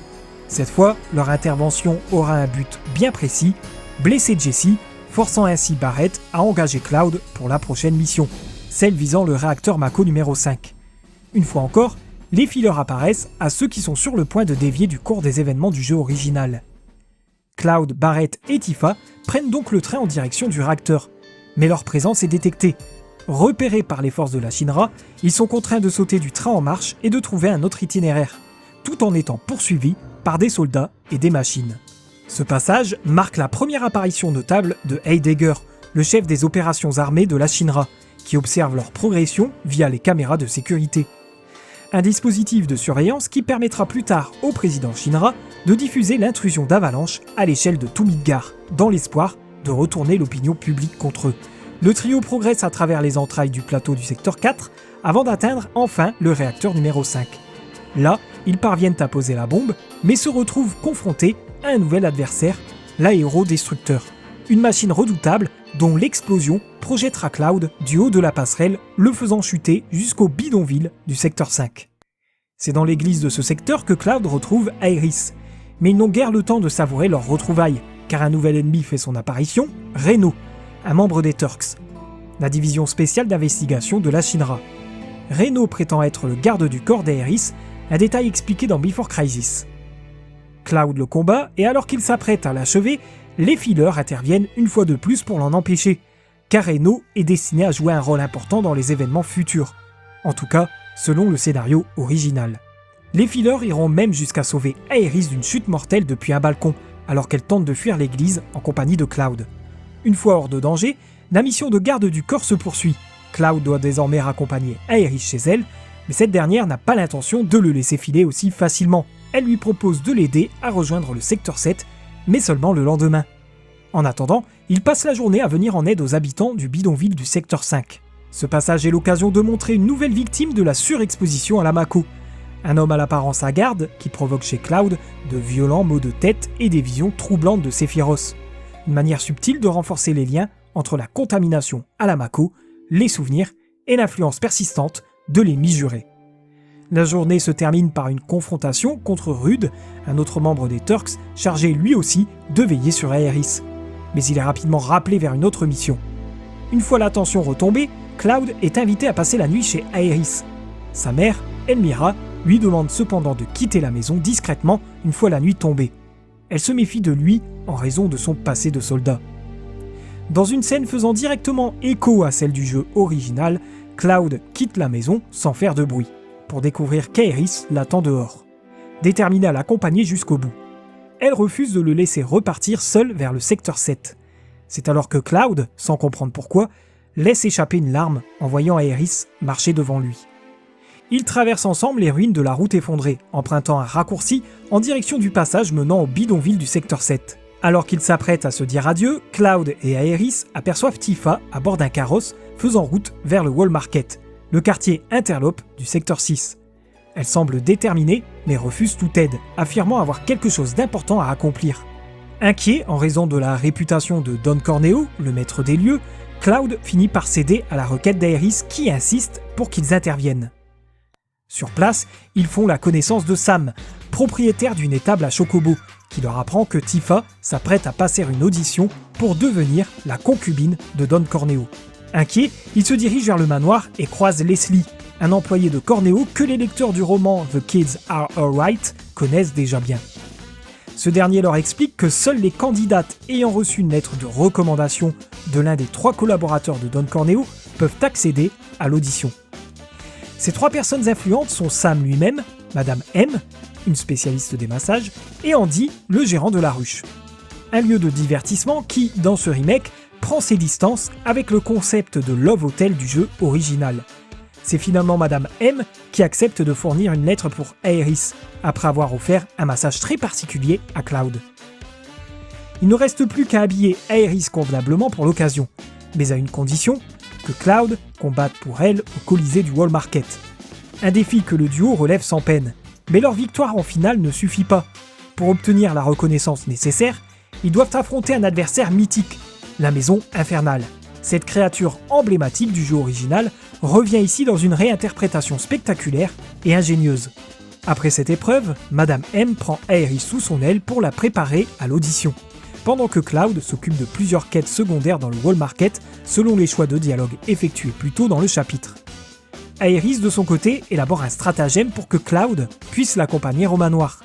Grâce à l'impression qu'il a laissée lors de son passage au Colisée, Andy accepte de lui fournir une lettre de recommandation, à une condition qu'il participe à une performance chorégraphiée sur la scène de la ruche, aboutissant à une séance de travestissement spectaculaire.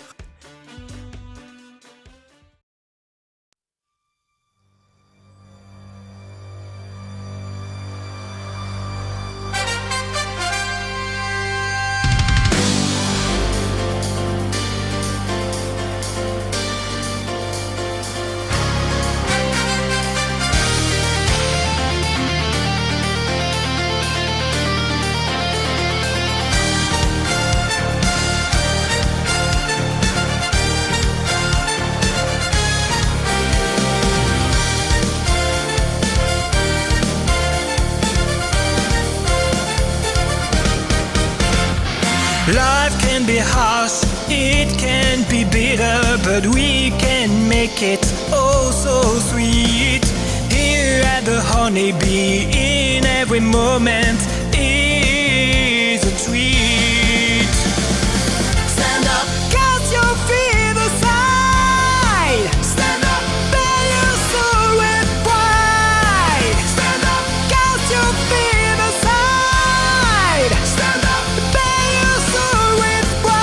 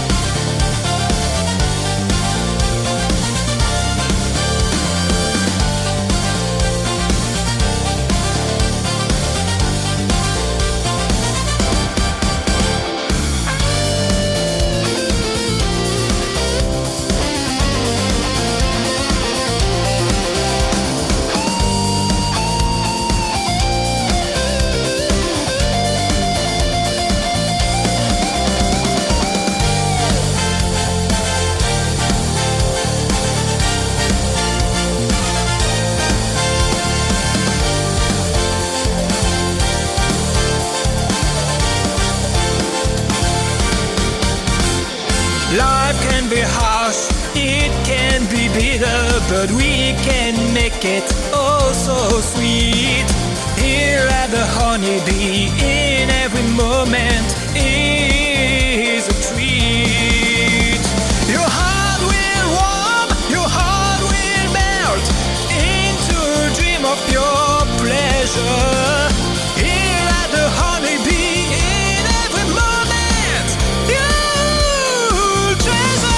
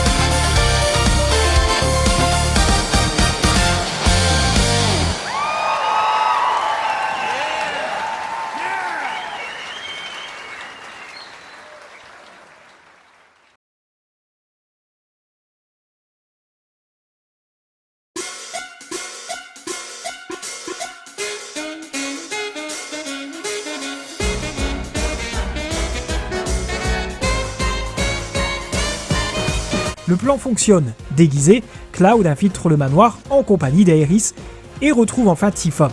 Tous trois passent les auditions et contre toute attente, c'est Cloud que Don Corneo choisit. Quel gros porc. Mais cela n'empêche pas Aeris et Tifa de le rejoindre dans la chambre pour l'interroger. Tifa n'est pas venue ici par hasard, elle cherche à comprendre pourquoi Don Corneo s'intéresse tant à Avalanche. Face à la menace de se voir privé de ses précieuses matérias, Corneo finit par révéler la vérité. Oh oui! Encore! Espèce de gros dégueulasse! Oui, je sais! La Shinra cherche à localiser le QG d'Avalanche afin de faire s'effondrer le plateau du secteur 7 sur les bidonvilles situés en dessous. Un plan terrifiant destiné à éradiquer les membres du groupe tout en justifiant une offensive de grande ampleur. Alors que le trio prend conscience de l'ampleur de la menace, Corneo active un levier et les piège en les envoyant dans les égouts. Cette nouvelle épreuve ne sera pas de tout repos, et permet notamment d'explorer les doutes croissants de Tifa concernant les intentions réelles de la Shinra. Étrangement, Aeris, elle, ne semble guère étonnée par la révélation, comme si elle s'y attendait déjà. À la sortie des égouts, ils se retrouvent aux abords du cimetière des trains, une zone sinistre voisine du bidonville du secteur 7. Ce lieu est hanté par les esprits d'enfants disparus, qui les défient à travers des illusions, des provocations et des jeux cruels. C'est ici qu'ils interceptent une communication radio confirmant que la Shinra est bel et bien sur le point de faire tomber le pilier du secteur 7. Touché par les âmes perdues, Aeris comprend que l'un des enfants a été traumatisé par un événement précis. Lors d'une partie de cache-cache, ses camarades l'ont oublié. C'est ce chagrin qui l'a poussé à hanter les lieux.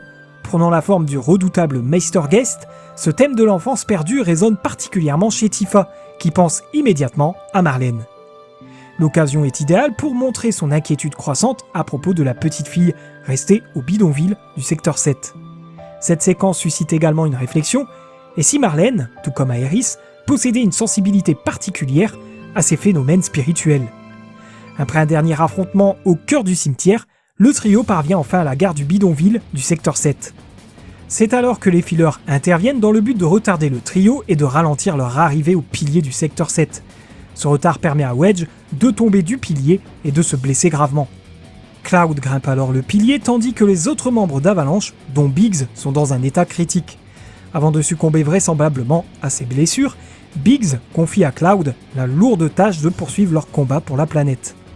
Pendant ce temps, Tifa reste aux côtés de Wedge qui se remet peu à peu de sa chute. Elle décide alors de partir retrouver Cloud, tout en confiant à Aeris la responsabilité de mettre Marlène en sécurité.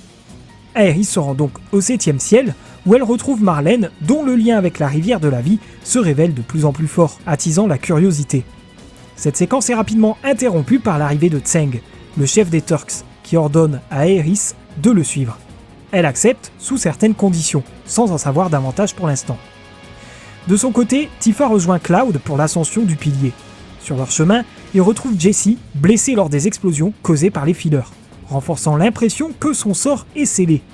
Au sommet, ils retrouvent Barrett, et ensemble, ils tentent d'empêcher Reno et Rude de détacher la plaque du secteur 7. Alors qu'ils paraissent proches de faire échouer le plan des Turks, ces derniers sont stoppés net par les Fillers, qui permettent à Rude de mettre leur stratégie à exécution. Les Turks s'échappent en hélicoptère, tandis que Cloud, Barrett et Tifa s'enfuient grâce à un câble au moment où le pilier s'effondre, ensevelissant le bidonville. Cette scène tragique, l'un des moments forts du jeu, fut un véritable défi technique pour les développeurs. Noriaki Nishi, coordinateur layout, confiait que la réalisation de cette cinématique demandait un travail minutieux, notamment pour animer manuellement l'effondrement du plateau. Ce moment mêle intensité dramatique et beauté visuelle, et offre même une apparition anticipée de Ketsit. Avant d'atterrir vers le secteur 6, le trio apprend qu'Aerys a été capturé, mais qu'elle a mis Marlène en sécurité. Ils se rendent donc à la maison d'Elmira pour s'en assurer. Lors de ces retrouvailles, Elmira révèle au groupe qu'Aerys n'est pas sa fille biologique, mais la dernière descendante des Cetra, peuple ancien et premier habitant de la planète. Elle l'a recueilli après la mort de sa mère, et les années qui ont suivi leur ont permis de comprendre son don unique, communiquer avec la planète.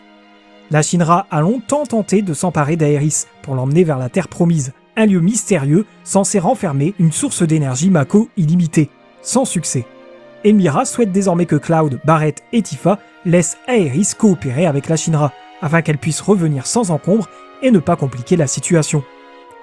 Le groupe retourne donc au bidonville du secteur 7 pour y rechercher d'éventuels survivants, et retrouve Wedge qui a finalement survécu. Cependant, leurs investigations les mènent à un laboratoire secret de la Shinra, où des expériences ont été menées sur des soldats. Ce lieu fait remonter à Cloud des souvenirs douloureux, lui qui fut autrefois victime des expériences du professeur Hojo, chef du département scientifique de la Shinra. Cette révélation le pousse à décider de partir à la recherche d'Aerys, inquiet qu'elle subisse le même sort. Pour rejoindre la tour Shinra, le groupe se tourne vers Don Corneo, convaincu qu'il connaît un moyen de franchir le haut mur qui sépare les secteurs 6 et 7. Au manoir, il retrouve Leslie qui propose un marché. En échange d'un service, il leur fournira le moyen d'atteindre leur objectif. Leslie cherche à se venger de Corneo, qui avait autrefois choisi sa compagne comme concubine, ce qui a conduit cette dernière à quitter Leslie. Leslie n'avait pas su protéger sa femme à l'époque, et bien qu'il travaille désormais pour Corneo, c'est uniquement dans l'espoir de se venger au moment opportun. Ce moment est enfin arrivé, Corneo se cache dans les égouts, où Leslie fera son apparition pour réclamer justice. Malgré l'aide du groupe, Corneo réussira à leur échapper en lâchant Apsu, une créature redoutable qui leur donnera du fil à retordre. Après un combat acharné, Tifa fera remarquer à Leslie que le pendentif que sa femme lui a légué est un signe d'espoir, un symbole de retrouvailles. Comprenant que sa femme garde l'espoir de le revoir, Leslie décide de partir à sa recherche. Avant cela, il remettra au trio un pistolet grappin, indispensable pour escalader le plateau. Ce segment inédit consacré à Leslie enrichit profondément son personnage et donne une raison tangible à la haine qu'il nourrit envers Corneo. Ce chapitre met aussi en lumière des personnages du roman The Kids Are Alright. Kyrie, qui diffuse de fausses rumeurs selon lesquelles Avalanche serait à la solde du Wutai, est responsable de l'effondrement du secteur 7, ainsi que Mireille, sa grand-mère Pickpocket, présente lors de quelques quêtes annexes. L'histoire se poursuit avec l'ascension vers le plateau du secteur 7, avant d'atteindre la tour Shinra. Durant leur infiltration, ils assisteront à une étrange projection dans une salle dédiée. La vidéo montre une météorite fonçant vers la planète, provoquant panique et chaos. Tifa y apparaît en difficulté face à Sephiroth, l'être lié au destin de Cloud. Cette scène est riche en informations. Elle éclaire sur la Terre Promise, le peuple des Anciens, et les événements entourant la chute du météore dans le jeu original. La création du ciel dans cette séquence a d'ailleurs demandé 2 mois de travail aux artistes. Revenons à notre récit, le groupe se dirige vers la salle de réunion de la Shinra, où ils espionneront le président et ses cadres. Ils y apprendront les plans du professeur Hojo qui compte faire parler Aerys sur la localisation de la Terre Promise. Après la réunion, Cloud et ses compagnons fileront Hojo pour retrouver Aerys. Celui-ci les mettra à l'épreuve à plusieurs reprises. Alors qu'ils s'apprêtent à révéler des informations cruciales concernant Cloud, les fillers interviennent. Ils parviennent à libérer Aerys ainsi que Red 13, un animal mi-chien, mi-lion, arborant un tatouage au chiffre romain 13. Ensemble, ils poursuivent Hojo, mais Cloud est soudain victime d'hallucinations et s'effondre non loin de l'ascenseur emprunté par le scientifique. Lorsqu'il reprend connaissance, il se trouve dans la chambre d'Aerys, où elle a passé une partie de son enfance avec sa mère lorsqu'elles étaient retenues par la Shinra. Aerys confirme alors son statut d'ancienne, comme la Shinra appelle cette descendante des Cetra. Wedge contacte le groupe via les écrans de la pièce pour les informer que la branche principale d'Avalanche est sur le point d'attaquer la tour Shinra et qu'un hélicoptère viendra les évacuer par le toit. Ensemble, ils prennent la route vers le toit, mais leur chemin sera interrompu par Sephiroth qui les fait chuter dans les laboratoires d'Hojo. Après une longue traversée à travers les installations du scientifique fou, ils retrouvent un incubateur géant, jadis occupé par Jenova, désormais vide, laissant une traînée de sang menant vers le 70e étage. Là, ils découvrent le président Shinra en mauvaise posture. Ils parviennent à le sauver, mais ce dernier menace Barrett avec une arme avant de se faire transpercer par Sephiroth qui vient tout juste d'apparaître. Il s'en prendra également à Barrett avant de se métamorphoser en un monstre que Cloud, Tifa, Aerys et Red 13 devront affronter. Après un combat intense, Sephiroth s'envole avec le corps de Jenova tandis que les fillers réussissent à sauver Barrett. Le nouveau président Shinra, Rufus, apparaît ensuite pour défier Cloud après avoir détruit l'hélicoptère d'Avalanche censé les évacuer. Cloud le met à mal, mais un hélicoptère de la Shinra renverse la situation et emmène Rufus. Heureusement, Tifa sauve Cloud, tandis que Barrett, Aerys et Red 13 affrontent un autre redoutable adversaire. Après tous ces combats, le groupe se retrouve au premier étage de la tour et s'enfuit à bord de véhicules, poursuivis par Heidegger et ses sbires. Sur l'autoroute, ils affrontent de nombreux ennemis avant de se heurter à un mur de fillers que Sephiroth vient de traverser. Ils le franchissent à leur tour pour arriver dans une autre dimension, où ils combattent un filler titanesque. À chaque morceau détruit, celui-ci leur révèle quelques bribes d'un avenir désormais libéré du destin. Sephiroth réapparaît alors et prend Cloud à part pour lui proposer de le rejoindre et de combattre ensemble le destin. Cloud refuse, ce qui déclenche un combat titanesque qu'il perd. Pourtant, Sephiroth l'épargne, car comme mentionné précédemment, il a besoin de Cloud vivant pour subsister. Sephiroth disparaît et le groupe se prépare à quitter Midgar pour l'affronter définitivement. Dans ce qui semble être une autre dimension, Zackfer semble avoir survécu aux événements de la fin de Crisis Core et repart avec Cloud vers Midgar. Un événement rendu possible par la disparition des fillers. Final Fantasy VII se conclut ainsi, ouvrant la porte à une suite qui promet d'être différente de l'original, thème que nous approfondirons dans un chapitre consacré à Rebirth. On remarque également que Wedge se fait piéger par les fillers alors qu'il aide le groupe une dernière fois dans la tour Shinra. Que Biggs est aperçu vivant chez les orphelins, accompagné des gants de Jessie non loin de lui, et que Marlène semble, une fois encore, proche de la planète à travers ses interactions avec les fleurs. Enfin, je n'ai pas abordé le lien que certains joueurs établissent entre le boss final de Final Fantasy VII Remake et Kadaj, Loz et Yazoo, les antagonistes principaux du film Advent Children.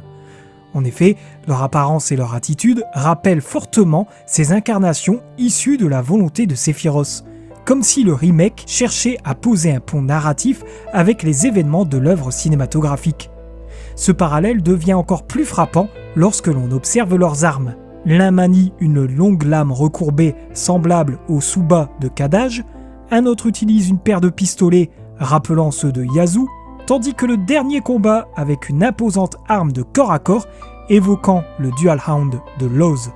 On peut y voir une manière subtile de brouiller les frontières entre le passé et l'avenir en évoquant déjà les rémanences de Sephiroth qui prendront pleinement forme après la conclusion de l'histoire originale. Cette référence indirecte n'est peut-être pas anodine, elle suggère que les développeurs veulent inscrire le remake dans une continuité élargie, où Advent Children n'est plus seulement une suite indépendante, mais une pièce du puzzle qui commence déjà à se dessiner dès ce premier épisode. Cela alimente la théorie selon laquelle le remake ne serait pas une simple relecture, mais bien une extension de l'univers étendu de Final Fantasy VII, où chaque œuvre trouve sa place dans une fresque globale. Cette idée trouve d'ailleurs un écho direct dans le combat final contre Sephiroth. Lorsque Cloud tente d'utiliser son Omnislash, son attaque ultime, celle-ci est stoppée avec une facilité déconcertante. Là encore, on peut y voir une référence à la continuité de la compilation, car Sephiroth semble déjà connaître cette technique, comme s'il l'avait affrontée dans une autre temporalité. On pense bien sûr à Advent Children, où Cloud parvient à vaincre Sephiroth grâce à une version évoluée de cette même attaque. Le fait que le remake inverse cette situation, en montrant Sephiroth capable de la contrer, suggère qu'il a désormais conscience de ce futur, renforçant l'idée que nous faisons face à un ennemi qui n'est plus limité par une seule ligne du temps, mais qui manipule ses multiples rémanences pour s'assurer une victoire durable. Final Fantasy VII Remake reprend donc les grandes lignes du récit classique, tout en réussissant l'exploit de lancer de nombreuses théories sur la suite de l'histoire. Il prouve ainsi qu'il est bien plus qu'un simple remake, un jeu qui a su convaincre autant les joueurs que la presse spécialisée.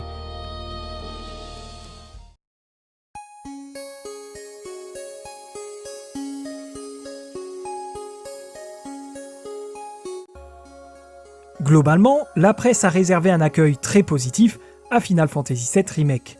La fidélité du jeu original a été largement saluée, tout comme cette première partie qui, bien qu'elle ne couvre pas l'intégralité du chef-d'œuvre de 1997, dévoile des détails inédits, de nouvelles ambitions narratives et offre de nouvelles perspectives, notamment autour des indices laissant entendre que ce remake s'inscrit dans la continuité d'Advent Children.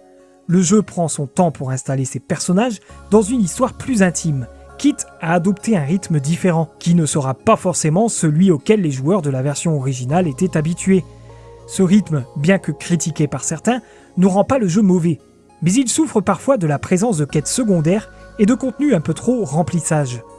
Malgré cela, plusieurs critiques ont reconnu qu'il s'agissait de l'une des meilleures histoires jamais réalisées par la société. Le doublage anglais a également été bien accueilli, avec notamment Cody Christian dans le rôle de Cloud, qui apporte une interprétation juste et nuancée, ainsi que Brianna White, saluée par son incarnation d'Aeris. Les combats ont également reçu des louanges, grâce à un système ingénieux qui valorise les différences entre les personnages jouables. Cloud au corps à corps avec son épée, Barrett spécialisée dans les attaques à distance, et bien sûr une large variété de sorts et compétences permettant d'exploiter les faiblesses spécifiques de chaque ennemi. Certes, certains passages, comme ce chapitre imposant de changer de personnage toutes les 5 minutes pour ouvrir des portes, ont été perçus comme lourds, mais cela n'a pas entaché l'expérience globale. Sur le plan commercial, Final Fantasy VII Remake a réalisé un lancement impressionnant, devenant la meilleure exclusivité PlayStation 4 au lancement, avec 3,5 millions d'exemplaires vendus en seulement 3 jours. Il devance ainsi Marvel's Spider-Man, 3,3 millions en 2018, et God of War, 3,1 millions en 2018. Au Japon, le jeu s'est écoulé à 1 million d'exemplaires dès la première semaine, provoquant des ruptures de stock dans de nombreux magasins. En Amérique du Nord, il a été le titre le plus vendu du mois de sa sortie, devant Call of Duty Modern Warfare et Animal Crossing New Horizons. Sur ce territoire, il détient également le record du meilleur lancement pour un Final Fantasy, dépassant le record précédemment obtenu par Final Fantasy XV. Au Royaume-Uni, le jeu s'est hissé en tête des ventes dès la première semaine, avec 60 000 exemplaires physiques écoulés lors du premier week-end. En Allemagne, il a atteint les 100 000 ventes en quelques jours, décrochant la prestigieuse Gold Sales Award. Pour l'Europe dans son ensemble, il a été le 4e jeu le plus téléchargé en avril 2020. En septembre 2023, les ventes mondiales ont dépassé les 7 millions d'exemplaires, incluant les versions PlayStation et PC. Ces chiffres sont très solides pour une licence dont le jeu original avait mis 8 ans à atteindre les 9,8 millions d'exemplaires, contrairement aux critiques de certains détracteurs qui oublient souvent d'analyser correctement le parcours commercial du titre. Final Fantasy VII Remake a également été nommé dans plusieurs cérémonies prestigieuses, notamment pour le titre de jeu de l'année aux Game Awards et aux DICE Awards. Il a finalement remporté le prix du jeu de rôle de l'année lors de ces événements. Sa bande-son, saluée unanimement, a aussi été récompensée aux Game Awards, mais aussi lors de la cérémonie des disques d'or au Japon, où l'album de la bande originale a été sacré meilleure composition musicale de l'année. Final Fantasy VII Remake est une aventure réussie qui, malgré quelques faiblesses mineures, ouvre la voie à une suite ambitieuse et très attendue par les nombreux joueurs tombés sous le charme de cette réinterprétation magistrale. Ce remake ne s'arrêtera pas là, une version améliorée et étendue sera prochainement proposée sur PlayStation 5, et l'univers du jeu sera enrichi par un roman, Ces sujets seront développés dans le prochain chapitre de cette rétrospective.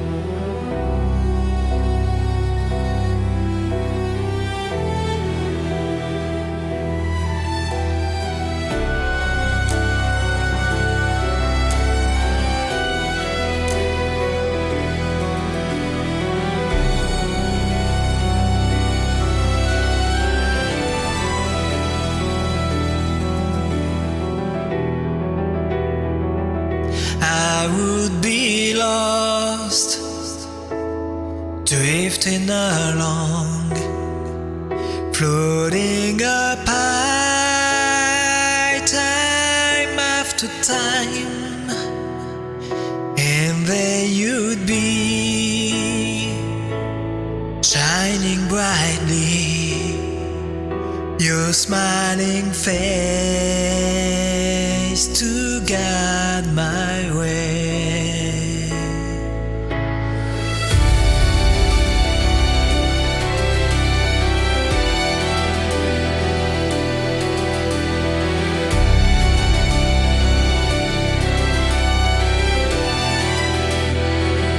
Bloody and bruised, brought to my knees when beaten down, when broken up, you would appear, reach out to me, heal every wound and make me whole. Was it all a dream? Will I ever know? Foolish and blind to everything. Had to realize that I thought it through. Would you be here in my embrace? Shine bright once more, guide me to you. Smile bright once more.